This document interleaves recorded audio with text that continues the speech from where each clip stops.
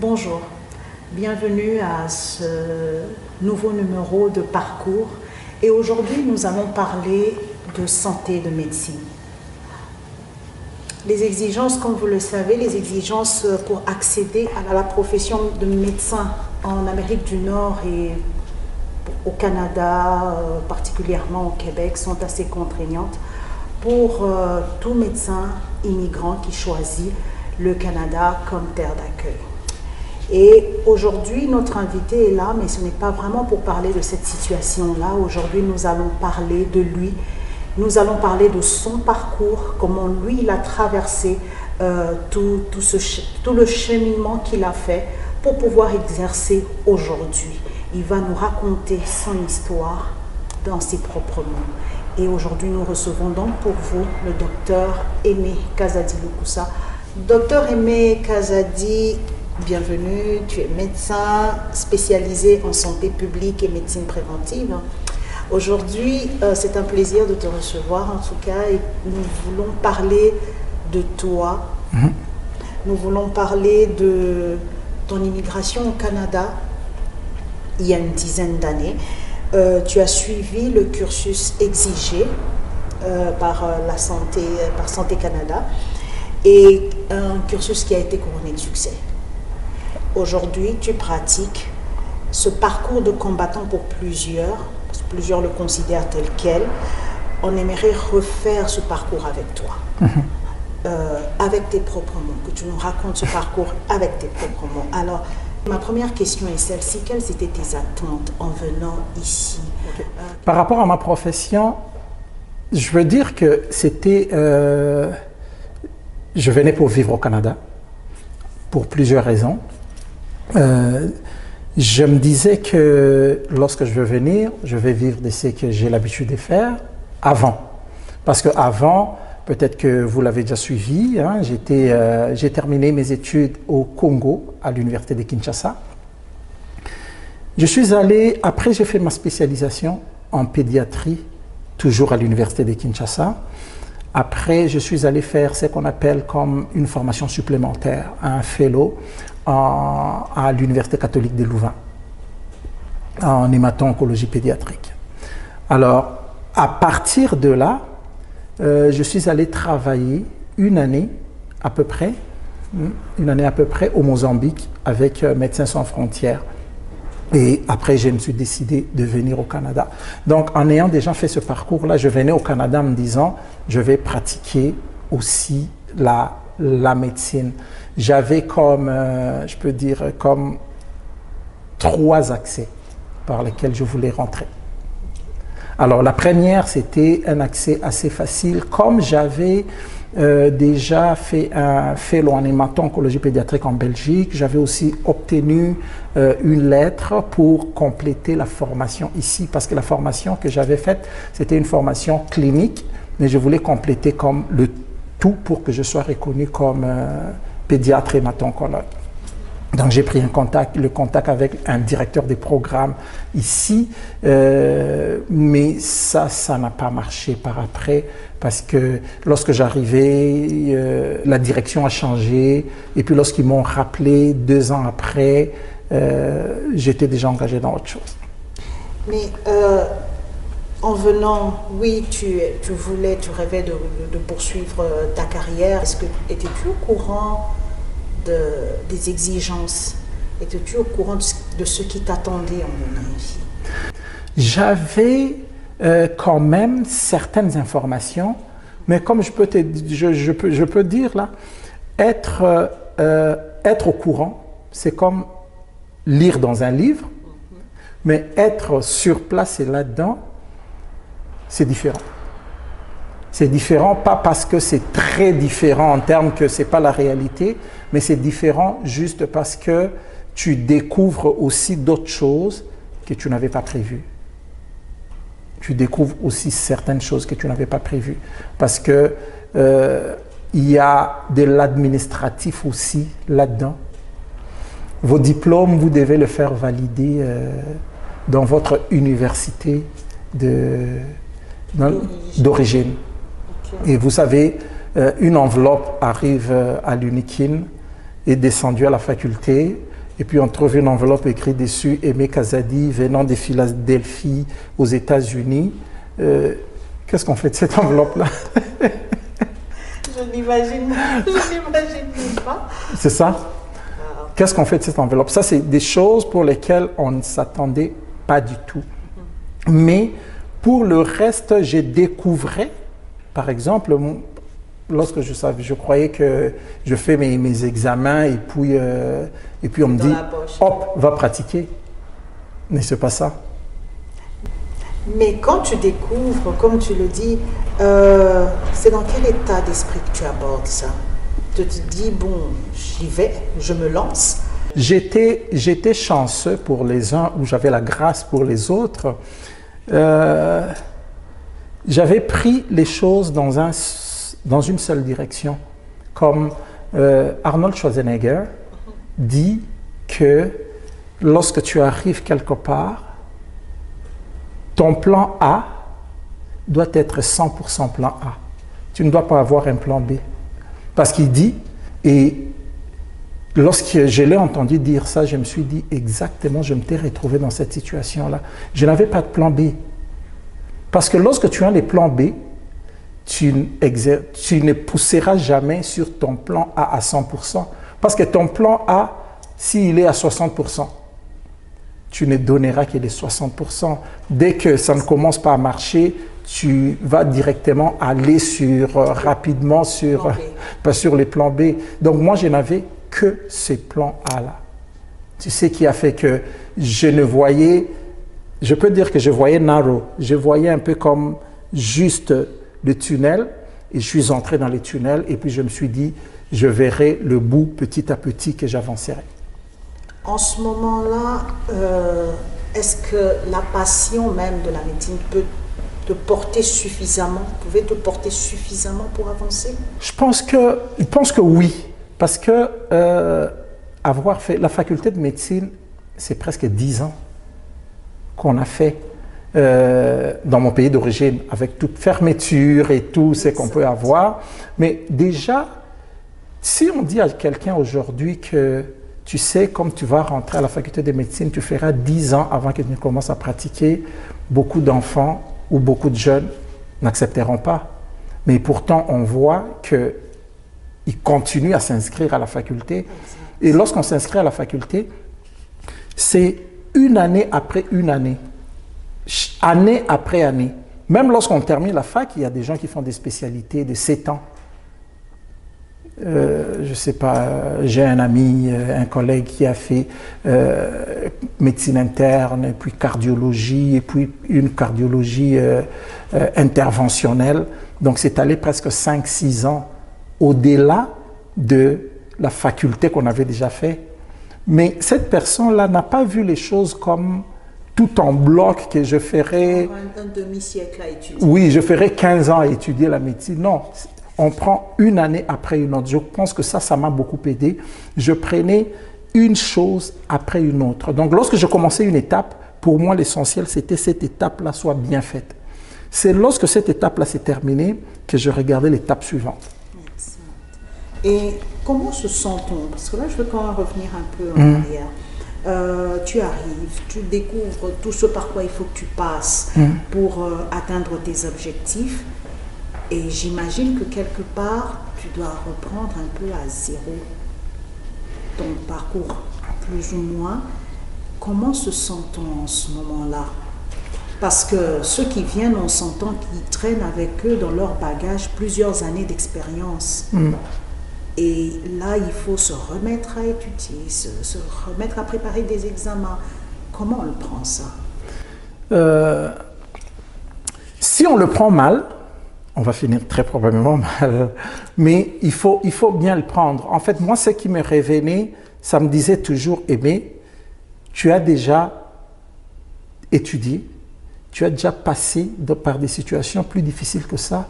Ce n'est pas ton premier examen que tu vas faire, ce n'est pas tes premières leçons que tu vas lire, ce n'est pas tes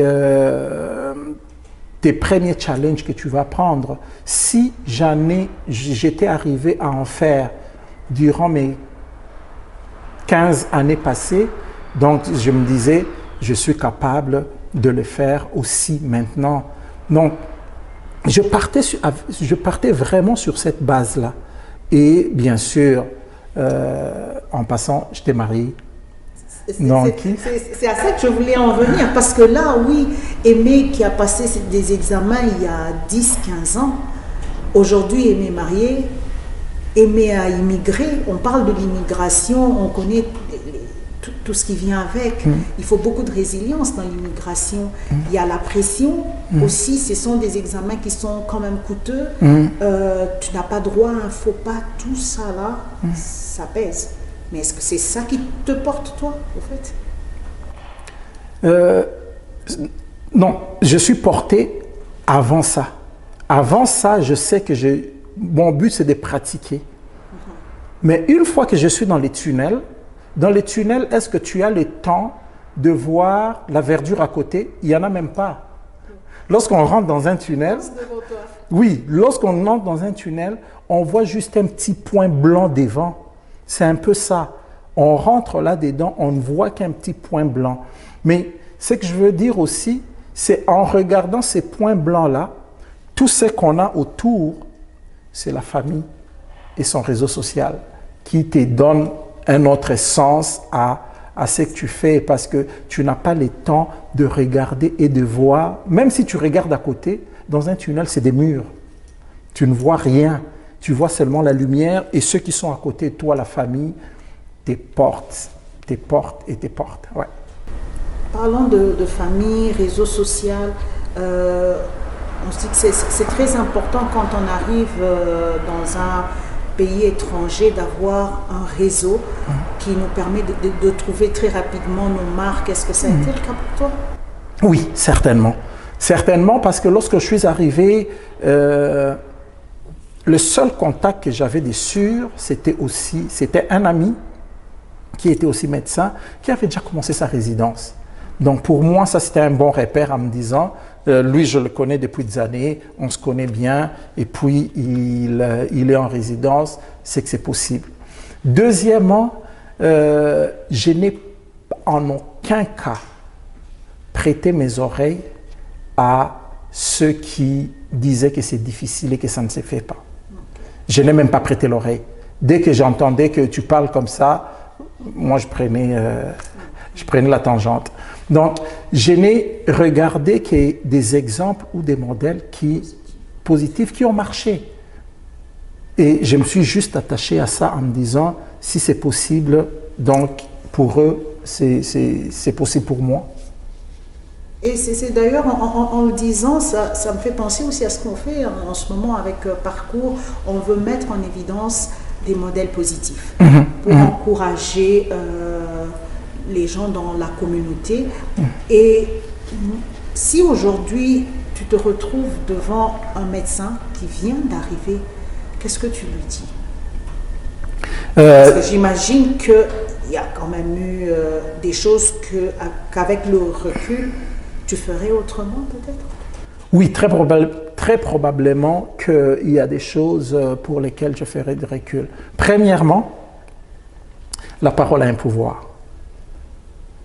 Ne vous minimisez pas, donnez-vous un échéancier convenable et vous êtes capable, parce que ce n'est pas n'importe qui fait les études de médecine, qu'on les fait au Japon, au Cuba ou au Congo, en Afrique du Sud. C'est des études exigeantes. Donc, ça veut dire déjà vous êtes capable. Alors, moi, par exemple, je m'étais dit, en 3 ans, il faut que je rentre. Malheureusement, ça m'a collé à la peau. Je suis rentré après 3 ans. Et je regrette de l'avoir dit. Il fallait que je dise, en 1 année, il faut que je rentre. Peut-être que j'allais me mettre aussi à travailler pour ce délai-là. Ça, c'est un. Deuxièmement, regardez des modèles. Approchez-vous des gens qui ont fait le parcours et qui ont réussi et attachez-vous. En passant, juste un exemple, j'ai des jeunes confrères qui sont venus, certains m'ont même dit, j'ai parcouru partout, j'ai eu des collègues, mais c'est les paroles que toi tu m'as dit ces jours-là qui sont restées comme résonnées en moi Et jusqu'aujourd'hui, c'est des gens qui sont rentrés aussi en résidence et qui ont même fini, qui ont commencé à travailler. Alors que tu vas trouver d'autres qui vont se dire « Ah non, mais c'est pas ça, moi je vais faire autre chose ». Habituellement, lorsqu'on ne suit pas, c'est difficile parce qu'il faut avoir du temps pour tout préparer. Sans le temps, on ne peut pas réussir.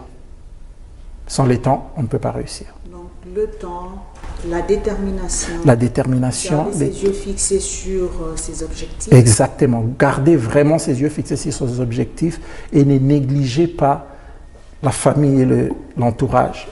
Parce que si tu n'es pas porté par la famille, c'est difficile que tu réussisses aussi.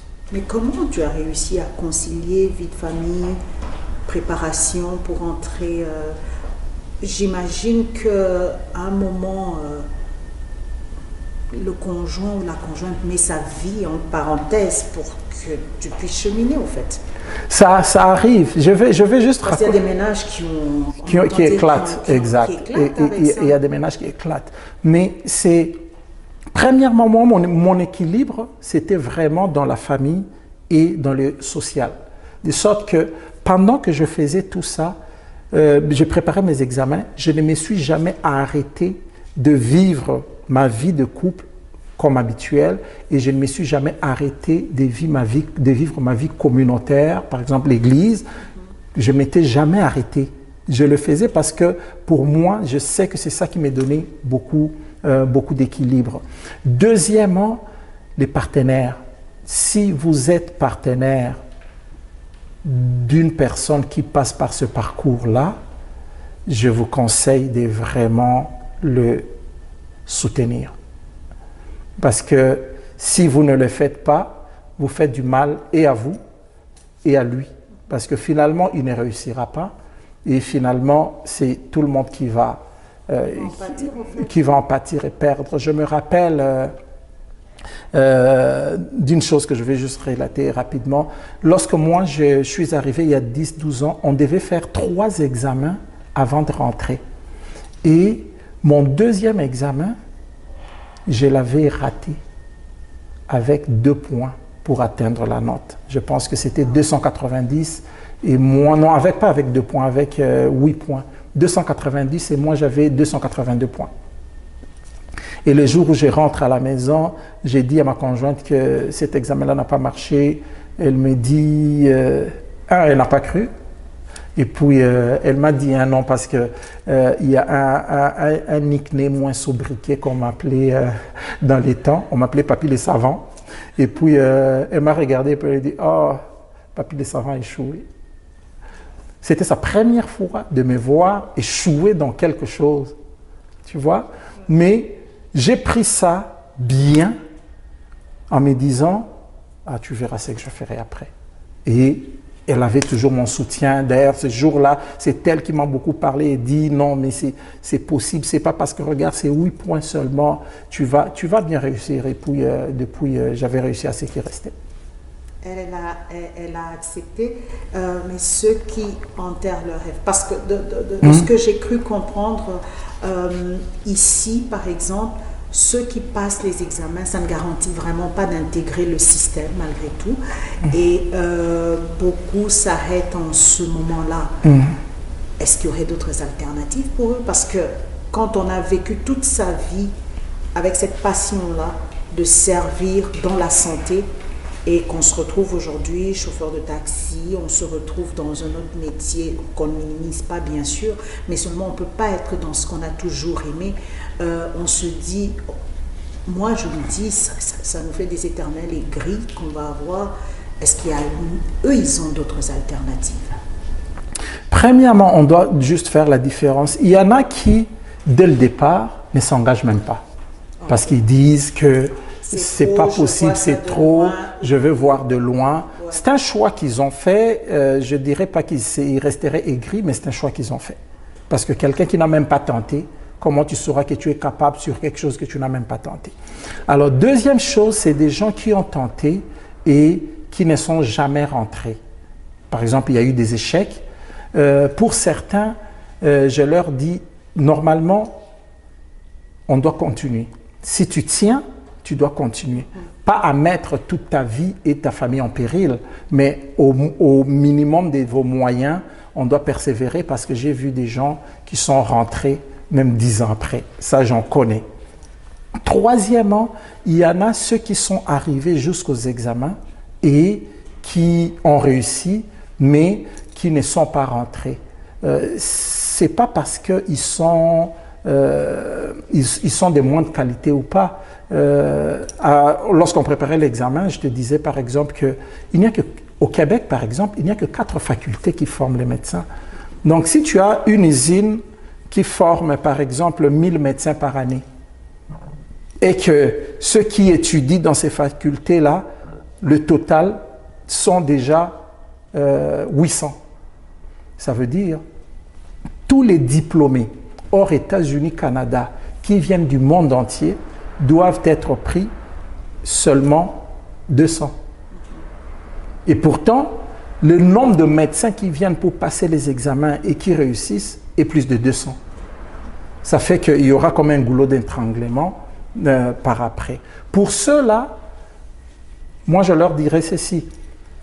Lorsque plus le temps passe, tes examens commencent à devenir anciens, plus ta pratique commence à devenir ancienne, plus dure, moins de chances de rentrer. Parce que j'ai entendu dire aussi, sans t'interrompre, docteur, que quand on a 4 ans, je pense, 4-5 ans, ouais. 4-5 ans, hein, ceux qui n'ont pas pratiqué depuis plus de 4-5 ans, on leur ouvre même pas la porte, en fait. Oui, parce que même ici, un médecin qui arrêterait de travailler, qui irait faire autre chose, en vacances des 4-5 ans, lorsqu'il revient, il ne pratique pas. Même celui qui a travaillé ici. Il doit rentrer, faire des stages et se remettre à niveau pour reprendre à travailler. Donc, à plus forte raison, ceux qui ont étudié en dehors, 4-5 ans, on considère que ça commence à devenir, par rapport aux exigences, ça commence à devenir loin. Donc, ces personnes-là doivent, normalement, se faire un plan de pratique ailleurs. Un plan de pratique ailleurs, ça peut passer par plusieurs choses. Un plan de pratique ailleurs, ça peut passer par rentrer au pays pendant un temps, 6 mois, 1 année, faire sa pratique. Ça peut être trouver des stages en Amérique ou à l'étranger. Ça peut être aussi partir pratiquer avec un organisme international. Okay. Parce qu'un médecin qui travaille avec Médecins sans frontières, qui opère des malades en Afghanistan, mais il a sa pratique. Il a sa pratique. Donc, c'est voir un peu dans cette situation-là comment faire. Et les exemples que je donne là, c'est parce que j'ai vu des gens faire ça. Donc, si je comprends bien, docteur, la façon dont toi tu as fonctionné, tu viens, tu as un plan et tu te fixes certains objectifs réalistes, bien sûr. Exact. Et tu t'entoures, au fait, de tout ce qui peut te pousser à atteindre tes objectifs. Tu l'as bien résumé, tu l'as vraiment bien résumé. La rigueur, j'ai travaillé pendant ce temps-là, j'ai eu à travailler pendant un temps, à temps partiel, dans un travail qui n'a rien à voir avec la médecine, mais j'ai pris du temps partiel parce que je savais que si je travaille le mardi, le jeudi et le samedi, mon lundi, mon mercredi, mon vendredi et mon dimanche après les cultes, je suis à la bibliothèque. Pour être prêt. Je suis à la bibliothèque pour être prêt. Cette rigueur-là fera que lorsque tu te présenteras pour les examens, tu seras au moins prêt pour réussir. Parce que c'est ce qui est important. Des gens, la majorité de gens qui ont fait la médecine n'ont jamais échoué. Il y en a même qui n'ont jamais échoué depuis qu'ils avaient commencé les premiers primaires jusqu'à terminer la faculté. Mais tu arrives là comme ça, premier examen tu échoues, deuxième examen tu échoues. Même les examens longs et coûteux à ce qui paraît. Examens longs et coûteux. Et ça fait que même ton estime de soi commence à être effritée. Exact. Tu te dis, mais qu'est-ce qui se passe? Qu'est-ce qu'il y a de difficile ou de compliqué là-dedans? Mais il suffit juste de rentrer, de reculer, vraiment de reculer, de voir qu'est-ce qui n'a pas marché et de se mettre dans leur moule. Parce que je donne souvent cet exemple-là. Le moule qu'ils utilisent rentre dans le moule et tu vas réussir.